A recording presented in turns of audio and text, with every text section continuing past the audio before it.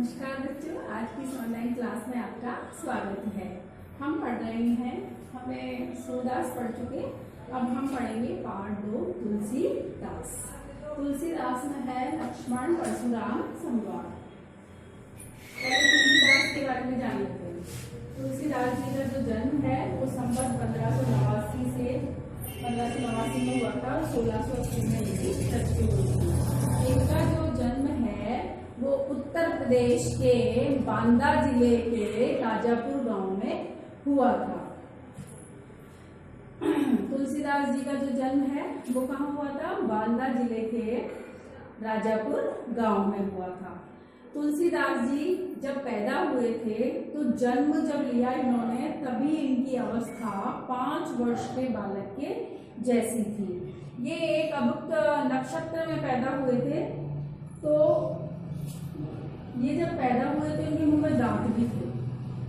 तो इनके माता पिता ने सोचा कि ये बालक तो कोई बालक नहीं, कोई राक्षस पैदा हो गया है। तो उन्होंने इन्हें त्याग दिया और इनको तुलसीदास जी को मुनिया नामक दासी ने पाला।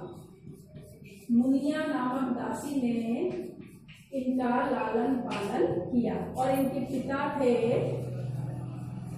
आत्माराम और माता थी इनकी तुलसी देवी। माता थी तुलसी देवी। पिता का नाम क्या है? आत्माराम। माता का नाम क्या है? तुलसी देवी। और इनका जो लालन पालन है वो किसने किया? मुनिया नामक दासी ने किया। इन्होंने बहुत सारी रचनाएं की इन्होंने, जैसे रामचरितमानस, ये तो सबको पता ही है। रामचरितमानस ये इनकी फेमस रचना है, रामचरितमानस, जिसका पाठ हम अपने घरों में करते हैं। और इसके अलावा पार्वती मंगल, जानकी मंगल,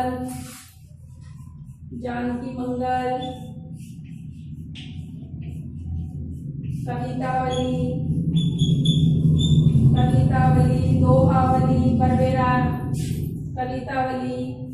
दोहावली, बरवे रामायण,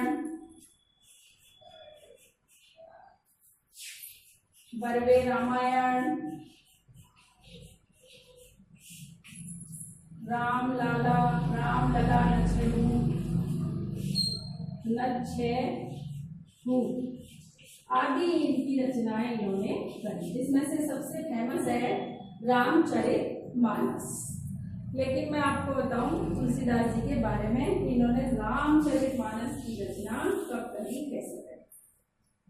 देखो, तुलसीदास जी है, इनका जन्म जब हुआ तब भी ये ऐसे ही, तो इनको माता पिता ने लोक लाज के भय से छोड़ दिया और इनका लालन पालन मुनिया नामक दासी ने किया।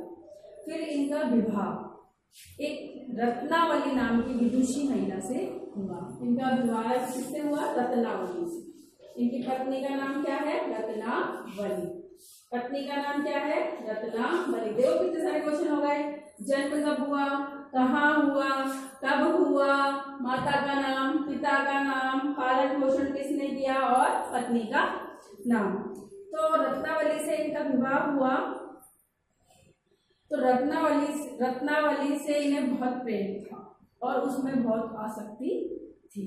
तो एक बार क्या होता है कि रत्नावली अपने मायके गई हुई होती है, मतलब अपने पिहर गई होती है, अपने माता पिता के पास।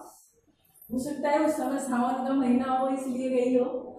तो तुलसीदास जी जब रत्नावली चली जाती है तब वो अकेले रह जाते हैं, तो उनसे रहा नहीं जाता, तो वो रात्रि में ही निकल जाते हैं रत्नावली के घर के लिए। रात्रि में खूब बारिश होती रहती है, आंधी आती रहती है, लेकिन फिर भी वो निकल जाते हैं। निकलते वहां से जंगलों में होते हुए वह रत्नावली के घर पहुंच जाते हैं।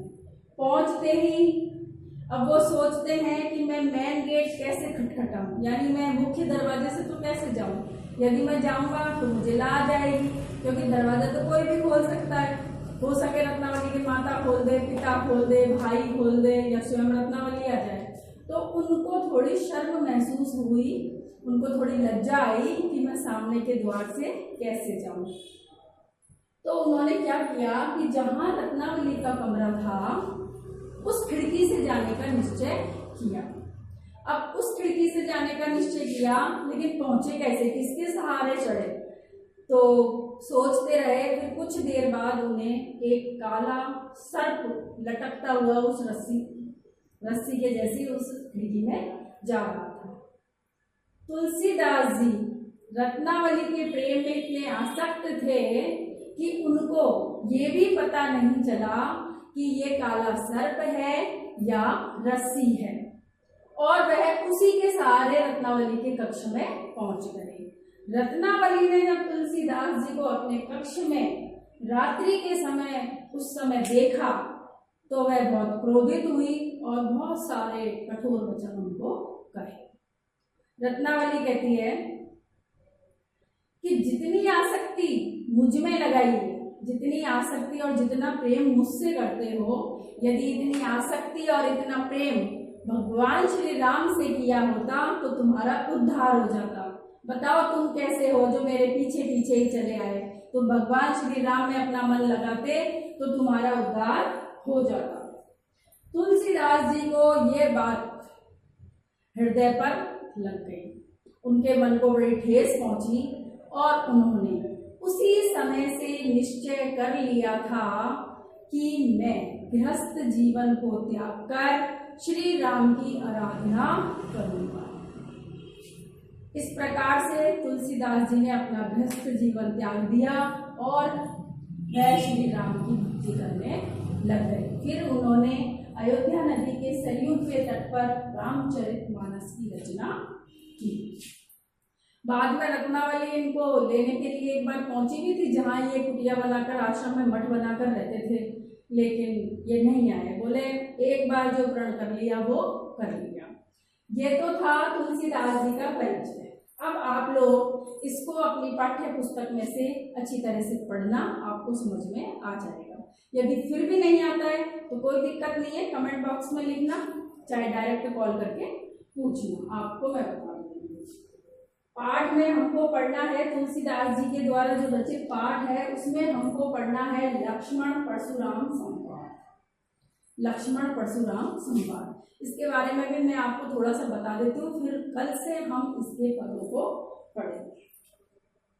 लक्ष्मण परशुराम संवाद में क्या होता है, राजा जनक ने घोषणा करी कि जो भी भगवान शंकर का धनुष तोड़ देगा उसका विवाह मेरी पुत्री से होगा।